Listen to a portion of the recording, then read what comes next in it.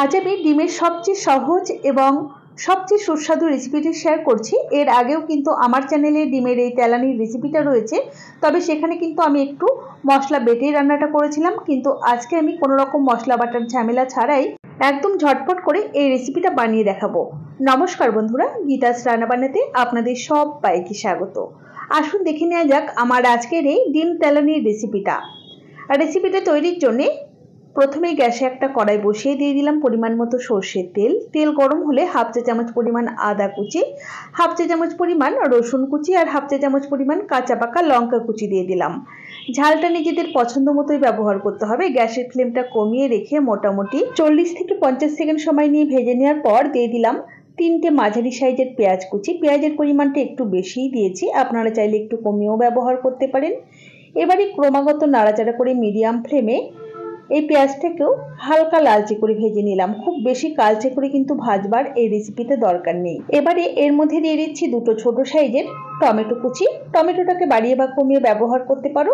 জিরে আর গোলমরিচের গুঁড়ো মিলিয়ে দিলাম হাফ টিস্পুন দিয়ে দিচ্ছি কাশ্মীরি লঙ্কার গুঁড়ো রঙের জন্য, এটা কিন্তু অপশনাল। সামান্য পরিমাণে একটু লাল লঙ্কা বা ঝাল লঙ্কার গুঁড়ো দিয়ে দিলাম, আর দিচ্ছি অল্প পরিমাণে একটু হলুদ গুঁড়ো, স্বাদ মতো লবণটাও এই সময়তেই দিয়ে দিচ্ছি। এবারে এই সমস্ত কিছুকে নাড়াচাড়া করে খুব ভালোভাবে মিশিয়ে নিতে হবে। প্রথমে কিন্তু এর মধ্যে কোনো রকম জলের ব্যবহার করব না। মোটামুটি 30 থেকে 40 সেকেন্ড সময় নিয়ে একটু নাড়াচাড়া করে নেওয়ার পর এর মধ্যে দিয়ে দেবো অল্প পরিমাণ একটু জল।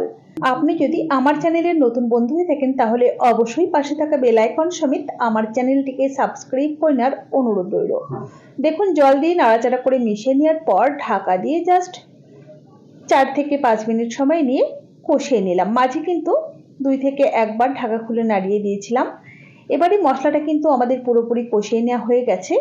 মশলা থেকে তেল ছেড়ে গেছে, পরিমাণেও অনেকটা কমে গেছে। এখন আমরা এর মধ্যে দিয়ে দেব মোটামুটি ছোট কাপের মাপে হয়তো 1 কাপের মতো বা 1 কাপের চেয়ে একটু কম হবে।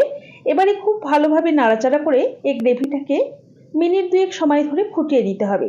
গ্রেভিটা খুব ভালোভাবে ফুটে যাওয়ার পর এর মধ্যে দিয়ে দেব সামান্য পরিমাণ একটু শাহি গরম মশলা গুঁড়ো। একবার খুব ভালোভাবে নাড়াচাড়া করে মিশিয়ে নেব। এবারে আমরা একটা একটা করে ডিম ভেঙে এর মধ্যে কিন্তু এই গ্রেভিটার মধ্যে দিতে থাকবো। এই সময়তে গ্যাসের ফ্লেমটা একদম কমিয়ে রাখতে হবে। দেখুন একটা একটা করে ডিম ভেঙে এরকম একটা একটা করে এই গ্রেভিটার মধ্যে দিয়ে দিচ্ছি। তবে গ্রেভিটা কিন্তু খুব বেশি রাখার দরকার নেই, রাখলে কিন্তু খুব একটা ভালো লাগে না, ঝোল হয়ে গেলে এটা কিন্তু একদমই মাখো মাখোই ভালো লাগবে।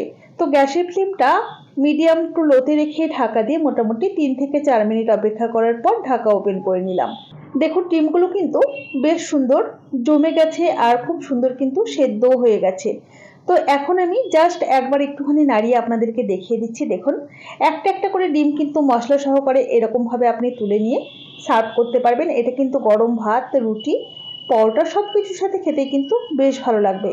আর তাহলে দেখলেন তো কত সহজেই তৈরি হয়ে গেল ডিমের এই সুস্বাদু তেলানির রেসিপি। রেসিপি কেমন লাগলো অবশ্যই জানাবেন। ভালো লাগলে একটা লাইক করবেন আর বন্ধুদের সাথে প্রচুর প্রচুর শেয়ার করবেন। তাহলে আজ এই পর্যন্তই। সকলে ভালো থাকবেন, সুস্থ থাকবেন। হাজির হয়ে যাব নতুন কোনো রেসিপি নিয়ে। ধন্যবাদ।